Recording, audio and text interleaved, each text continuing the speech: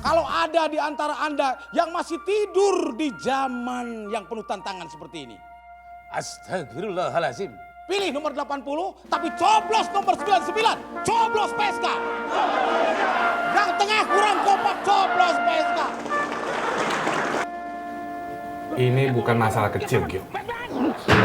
Tamat kamu, Gio. Penis. Ini. Mendingan kita kawin sama Kang Delman, lo ngerti nggak? Ya Kang Delman hari gini, Bang. Tahuan, ada kerjaannya. Kamu akan saya ajak bergabung ke Partai Perjuangan Tiada Henti. Saya nggak ngerti politik ya Pak. Nggak perlu ngerti politik. Bisa menjadi wakil rakyat yang jujur dan Gimana keadaannya Mas Bagio? Dia sudah sadar ya. Ya mungkin dia sudah kuat dari sananya kali ya.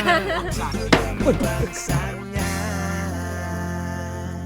Sebetulnya kan kenapa film Wakil Rakyat ini diproduksi, tentunya ini sebuah film haruslah dekat dengan kondisi yang sedang faktual yang ada di masyarakat. Dan kita menyadari bahwa setiap 5 tahun kita mempunyai pagelaran politik yang paling besar, yaitu pemilu.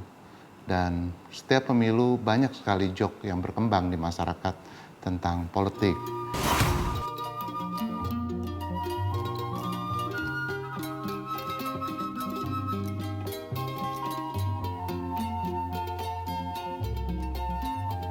Dan salah satu yang sungguh menyedihkan adalah kok belum ada yang mengangkat humor ataupun komedi politik atau humor politik ke dalam sebuah film layar lebar.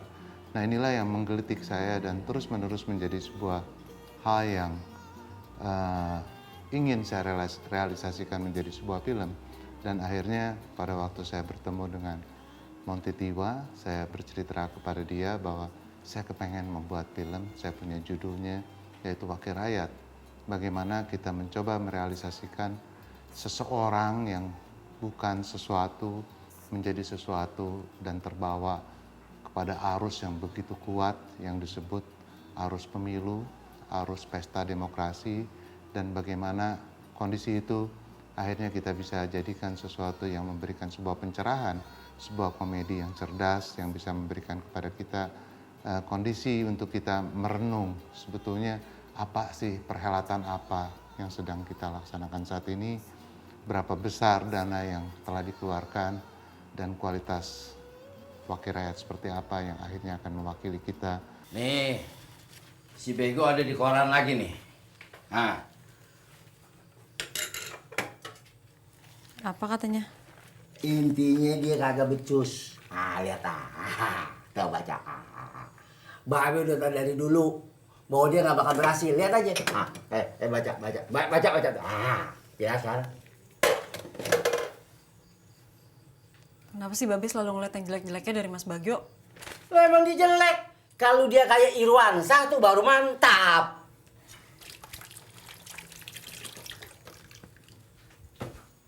Dia pergi. Lu kan pada dikecewain sama dia. Kenapa sekarang lu bela? Kenapa aku tanya? Kasian dia, Be. Dia mau belain rakyat, tapi nggak ada yang mau belain dia.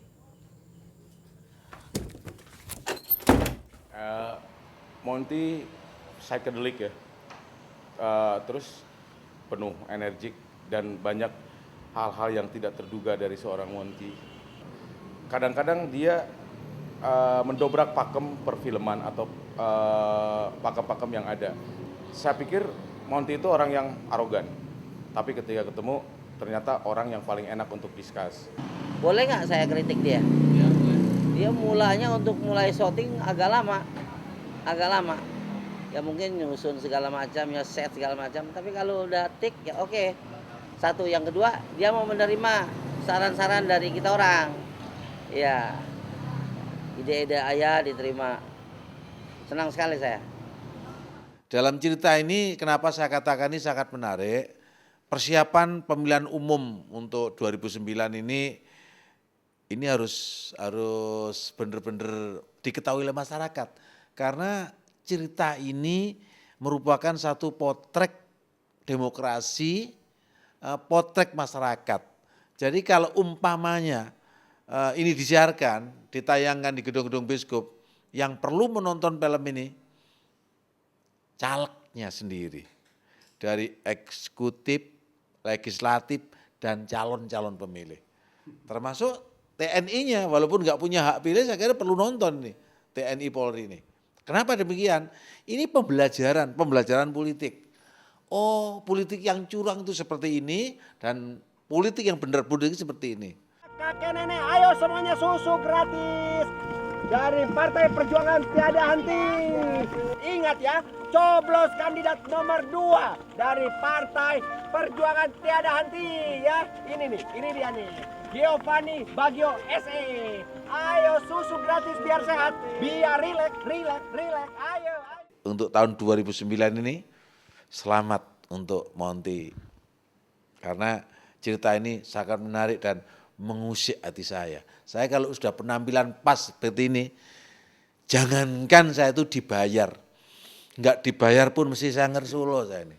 Luar biasa. Nah, di sini kita hadirkan partai-partai, tentunya partai ini hanya untuk menghibur ya, bukan partai yang sesungguhnya.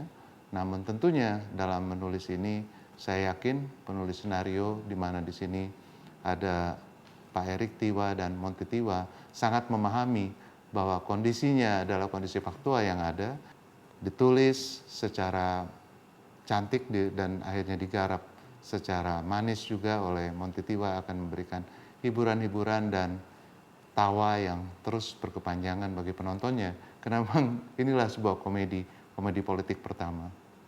Makanya sekarang kamu nggak usah mikir macam-macam sampai benar-benar kamu sembuh ya. Ini jangan lupa, semua biaya di sini akan saya tanggung semuanya. Waduh Pak, terima kasih banyak loh Pak. Saya gak tahu bagaimana caranya bisa membalas budi baik Bapak ini. Gak usah. Orang partai ini kalau nolong tuh ikhlas. Ini pengagum semua sama kamu, lihat di TV kamu diajar orang itu. Semangat kerjanya para kru itu waduh, pagi sampai pagi enggak ada masalah. Tapi kadang-kadang tetap ada satu perhitungan bahwa istirahat minim 5 jam itu harus diutamakan. Tapi nyatanya orang-orangnya ya semangatnya tinggi. Mana? Pak Lurah. Ya. Kula badhe takon niki. Nggih. Terus pundi niki? Kawontenane dusun niki pun maju. Terus akeh sing dor koso. Kurang gizi penduduk niki. Nah, sampeyan terus pundi lho dadi lurahe? Kula dhewe ya kurang gizi kok.